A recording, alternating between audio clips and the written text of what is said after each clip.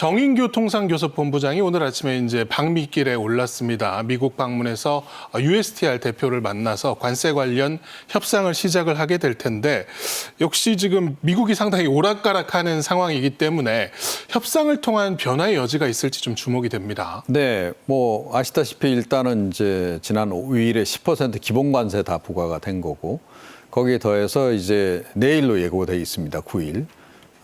이제 미국 시간이 되겠죠. 그 기준으로 해서 이제 상호관세 이제 25% 우리나라 같은 경우 적용을 받도록 이제 이렇게 돼 있습니다. 그럼에도 불구하고 지금 뭐 이제 지금부터 시작이다. 협상 여하에 따라서 이제 이게 최종적으로 이제 조율이 될 거다라는 이제 그런 얘기가 미국 쪽에서 이제 계속 흘러나왔고 그에 대응해서 이제 우리 정부도 지금 이제 움직임을 지금 이제 가속화하고 있는 그런 그 상황입니다.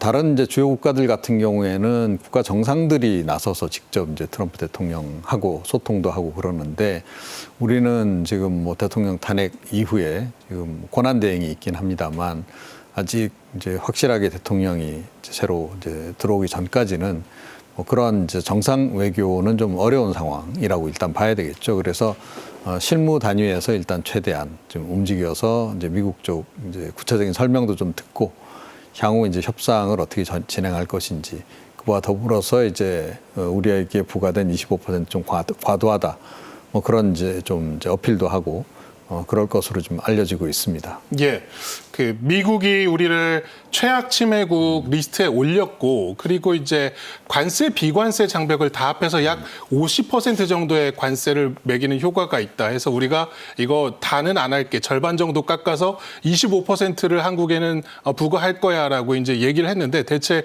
근거가 어디 있는지는 모르겠습니다만 이 인식부터 좀 오해를 바꿔야 할 필요가 있어 보입니다. 네, 그러니까 기본적으로 이제 우리나라 대미 수출량이 많고 또 이제 그 미국에 수출하는 국가 순위도 높은 편이지만 또 미국하고의 이제 그 무역 관계에서 이제 그 적자 미국 입장에서 적자가 이제 많은 국가 가운데 지금 7위라는 거죠. 예.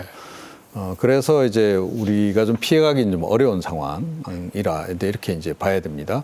미국이 이제 한 50개국 정도를 이제 지목을 이번에 하지 않았습니까? 이제 그런 상태에서 이제 우리도 거기 이제 포함이 되어 버린 이제 그런 그 국면이고요. 미국 쪽에서는 이제 관세도 문제를 삼지만 이번 같은 경우에는 비관세 장벽 이것도 문제를 삼으면서 어떻게든 무역 역조를 해결해 보겠다. 이렇게 이제 보시면 됩니다. 그래서 지금 미국 쪽에서 주로 문제를 삼는 것이 이제 자동차 같은 경우에는 배기가스 규제. 그 다음에 이제 쌀 관련해서는 이제 쿼터제로 우리가 운영하고 있는데 쌀에 대한 관세를 이제 문제 삼고 있어요. 너무 과도하다. 뭐 이렇게 지금 얘기를 하는 건데 우리나라 같은 경우에는 국내 이제 쌀 산업 보호 차원에서 해외에서 들여오는 쌀에 대해서 사실은 관세를 513% 정도 물리고 있습니다. 그러니까 미국 쌀도 예외는 아닌 거죠. 예. 그런데 미국 입장에서는 그것도 이제 장벽이다. 그렇게 지금 이제 이야기를 하고 있고 쇠고기 같은 경우에는 우리가 지금 예전에 이제 쇠고기 파동 이후에 30개월령 그 이상된 이제 쇠고기는 수입을 하지 않고 있는데 이것도 이제 비관세 장벽이다. 그렇게 얘기를 좀 하고 있습니다. 그리고 이제 그 미국산 쇠고기 원령을 알 수 없는 뭐 이제 그런 재료를 가지고 만든 소세지라든가 이런 것도 이제 수입 금지를 좀 시키고 있고 하니까 그런 거 다 통틀어서 지금 이제 얘기를 하는 겁니다. 그래서 이제 전체적으로 한국이 이제 그 생각보다는 많은 관세 장벽을 세우고 있다. 그거를 좀 해결하자. 이제 그게 이제 미국 쪽의 의도이기 때문에 우리도 뭔가를 지금 내주지는 않으면 안 되는 그런 상황. 사실은 그동안에 산업통상부 장관이 미국 가서 또 노력도 많이 하지 않았습니까? 그래서 뭐 미국 이제 알래스카 가스전 개발 관련한 얘기도 했고 또 조선산업 관련해서 우리가 협조하겠다. 심지어 이제 군함 건조하는 과정에서도 우선권 주겠다 이렇게 얘기를 했는데 그런 건 다 효과가 없었습니다. 사실은 뭐 우리나라뿐만 아니고 이제 그 일본 총리도 미국 가서 여러 가지 약속들도 하고 그랬었는데 다 소용 없었거든요.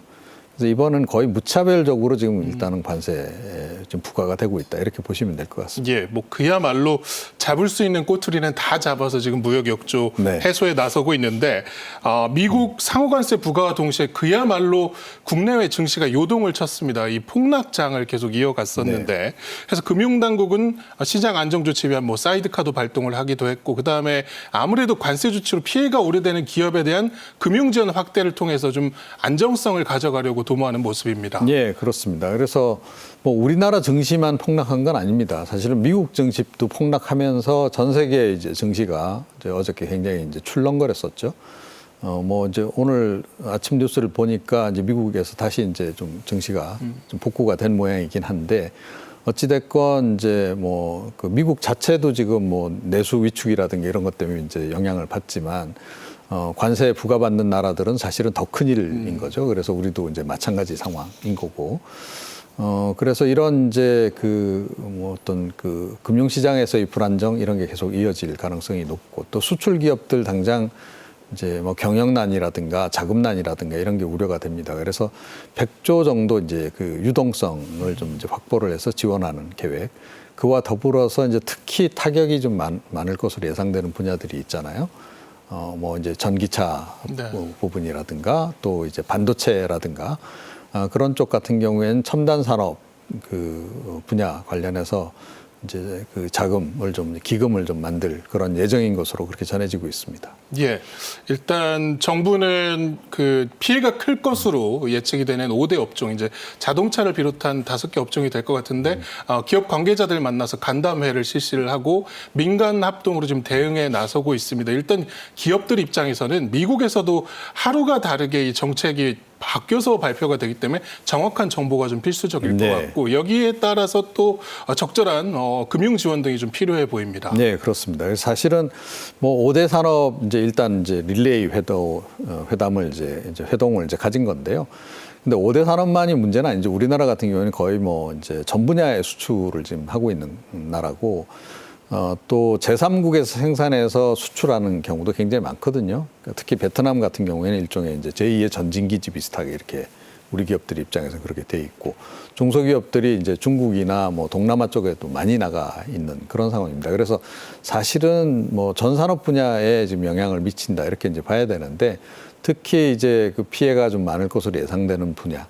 당장은 이제 뭐 그 가전이라든가 디스플레이 또 기계 또 화학 그 심지어 이제 섬유 이런 쪽까지. 그래서 일단 이제 그쪽 분야 이제 관계자들하고 이제 정부가 이제 그 소통을 해서 뭐 어려움이 어떤 것이 이제 청취도 하고 관련 지원 방안도 발표를 이제 전달도 하고 이제 그렇게 했는데 이쪽 관련해서도 이제 일단은 이제 금융 지원이 가장 이제 시급하다.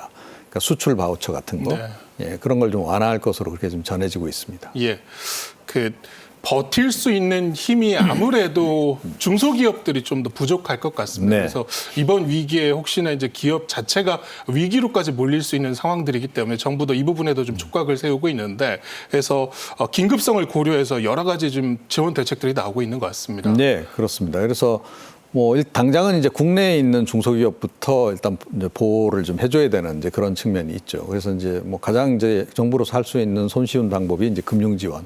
그리고 실제 기업들도 그 부분에서 가장 일단 이제 자금 문제에서 경영난에 부딪힐 가능성이 높기 때문에 조금 전에 말씀드린 이제 수출 바우처라든가 이제 그런 거를 이제 조금 더 완화를 해서 지원을 하는 그런 방안 이제 강구하고 있고요. 또 우리나라 대기업들이 뭐 앞서 조금 전에 말씀드렸듯이 중국이나 뭐 동남아 쪽에 생산 기지를 많이 가지고 있기도 하지만 그 대기업들과 함께 중소기업들도 많이 나가 있거든요. 그래서 이제 그 중소기업들 특히 베트남에 나가 있는 기업들 같은 경우에 이번에 뭐 관세가 워낙 베트남에 이제 많이 부과가 돼버리는 바람에 타격이 상당히 있을 것으로 그렇게 지금 예상이 되고 있습니다. 그래서 예를 들어서 뭐 우리 그 휴대폰 같은 경우에도 반도체만큼은 아니지만 베트남에서 거의 절반 정도, 50% 정도 생산해서 보내고 있거든요. 그게 이제 국내에서 생산해서 보내는 것보다 더 지금 관세율이 높단 말입니다. 그래서 그런 부분에 대해서 다 대응을 지금 하지 않으면 안 되는 그런 상황이다. 이렇게 보시면 될 것 같습니다. 예. 그 해법으로 이제 장기적으로 좀 봐야 할 것이 무역 이 대미 의존도를 좀 낮춰야 한다. 그러니까 수출을 좀 다변화해야 한다는 지적도 계속해서 나오고 있습니다. 실제로 지금 우리의 수출 대상국 1위가 바로 미국이기도 한데요. 네. 그래서 한중일 간에 이 한중일 FTA로 좀 이런 위기를 타개해보자 뭐 이런 이야기도 나오고 있는 것 같아요. 네, 그렇습니다. 그래서 이번에 아마 그동안에 이제 성사가 안 됐던 한중일 FTA에 상당히 힘이 실릴 가능성이 높고요. 좀 빠른 속도로 이게 진행될 가능성이 좀 있습니다. 그러니까 한중일 간의 문제뿐만 아니고 우리나라는 이제 전 세계 수출을 지금 하고 있는 국가이기 때문에 사실은 이제 그들 국가들하고 최대한 이제 서로 협조를 해야 되는 상황이고 또 마찬가지로 지금 어떻게 보면 동일한 입장이 돼버렸어요. 대미 수출하는 과정에서는 모두가 지금 다 상호 관세를 부여를 받은 그런 그 형국이기 때문에 서로 상호 이제 이런 경우일수록 더 이제 협조를 하자 이제 이렇게 되는 거죠. 그러니까 우리끼리라도 무역 장벽을 더 낮추고 그래서 이제 미국으로 수출하던 물량을 우리 상호 간에 더 수출을 하는 방식으로 해서 이제 메꿔 나가자 이제 이런 전략이라고 보시면 됩니다. 그래서 그런 방향성에서 지금 우리 정부도 움직이고 있다 그렇게 보시면 될 것 같습니다.